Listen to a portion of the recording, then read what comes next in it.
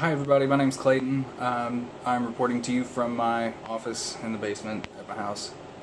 Uh, my topic is going to be Apple Incorporated, what used to be Apple Computers. When I started this, I was going to look into the marketing strategy that Apple uses to put a phone into everyone's hands, how they sell so many units. It really opened up a wormhole that I wasn't quite expecting. It it opened up a lot more information than I thought was going to be there, a lot more ideas about product and branding and what Apple really means as a company, and less on what it means as a phone. I was thinking about like Apple selling me the phone. How do they do this? It's not what it turned out to be, but we'll make some sense of this. So, Apple Incorporated, marketing done very differently. Branding strategy is the first thing that really came to my mind here. Apple Computers becomes Apple Incorporated. That was a decision that was made after about 30 years of the company being called Apple Computers. In the 1970s, Apple Computers started. They ran the classic Apple Mac. Everybody knows it. You've seen them. There's a picture of one right here for you. They made a decision to change the company. Steve Jobs felt like it would be smarter to change the idea of this and revolutionize what he was going to do with Apple. So, we have now a product line of Apple. They don't just make computers, they make cell phones, they make iPads, they make watches. The computers are still a very powerful tool. I know too many people that primarily use them for Photoshop, programs that exist strictly for Mac, strictly for Apple. They have cornered a little bit of the market with that. But really redefining Apple was about not being a computer company and being a device company, having the foresight to know that, hey, we can enter this market here with music, work our way into telecommunications, and then find our way back into business, really focus on the people, and they did a very good job of that with their brand personality. The strategy was to focus on emotions, lifestyle, imagination, people hopes and dreams. How do you feel when you pick up your iPhone? That's what they wanted to push ahead of time. This should be invigorating. I remember the first couple of Apple commercials that really stick out in my mind feature these people right here. The dancing people with the iPod headphones in, and then the phone came out, and now you have a phone that does the same thing. You could be running and then answer the phone. It was mind-blowing stuff when it happened, especially coming from flip phone world. So now that it's a part of society that's been ingrained into you, you want to feel joyous when you're using this phone. You want to feel simple, carefree, and that's the word there is carefree. Because what they really want to do is remove the complexity. They want to make this the easiest piece of technology that you've ever used, and it be the most powerful piece of technology, the most well-designed piece of technology at the same time. They work to make sure that the interface, the screen, how it works, how you touch it, how applications work now, where you select this and it pulls this up that runs separately, that it's not a specific program but an application inside of a series of programs. They wanted to make that as simple to use as possible. And the gestures that we use now, I'm recording this on a phone that uses the same gestures. If I want to zoom in, I pinch. If I want to zoom out, I can't zoom on this one. I don't know why I did that. But those gestures that we use, the pinch, the pull, scrolling, double-clicking onto stuff, the very simplistic ideas of that were to make it as basic as possible. This should be something my son should be able to do by the time he's 1. Another big part of the way that Apple's selling right now is their brand equity. They don't want... The Apple brand is worth more to people who believe in that Apple brand than just about anything else I've ever seen. There's a whole bunch of people that'll fight back and forth about are you a Samsung guy, are you an Apple guy? I hear it in the workplace daily. Oh, I've got this. Oh, this does the same thing. Oh, well, this is a lot easier to use. Well, this does a little bit more. I'm not as restricted. You hear these conversations day in and day out, but what it really is fostering a sense of community inside of the people that are there. iPhone people love iPhones. We do. We're not just okay with Apple. We carry one in our pockets every single day. Sometimes there's two. I have an iPad and an iPhone. I don't have a Mac. I want one.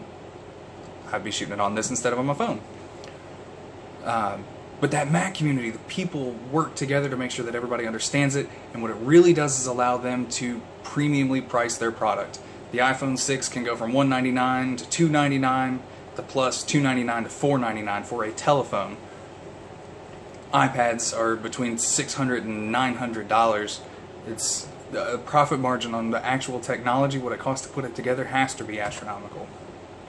But the point that I really thought that I myself connected with is the customer service experience, the customer experience with using Apple, how it makes you feel, how you use it, what happens when it goes wrong, how do you learn about it. Well, Apple support simply says that they're here to help. They innovative design of the phone. They are always putting a new phone out. I think they're on pace for like every 18 months. But it's always going to be, I think the last phrase for iPhone was, what's changed? Just everything. It still looks exactly the same, but everything internal is totally different. They function very well. They function very easily. If you've used one, you know it. But this creates huge expectations for the company, and Apple always delivers on those expectations. They deliver with customer service. All aspects of the customer experience are important to Apple. Every single person that comes in contact with you as an Apple customer represents Apple to the company. They've increased the availability of products. They partnered with telecommunication companies. The first company to get an iPhone was AT&T. Then they moved on to Sprint. I have Verizon, so I threw them on there. They also started opening their own retailers. They picked key cities, locations: New York, Tokyo. There's like 3 of them in Louisville now. The Apple Store. That's a no-pressure sales environment. You walk in, there's somebody that can teach you how to use your phone, can show you the next phone, can show you an iPad, can show you a Mac. Everyone I've ever met in a store is helpful. They're enthusiastic. I love it. As long as you're not in there to get your phone fixed. And normally it's not them, it's just that your phone's messed up and you're upset, and I totally understand that. It's a bad day anyway, but you can't.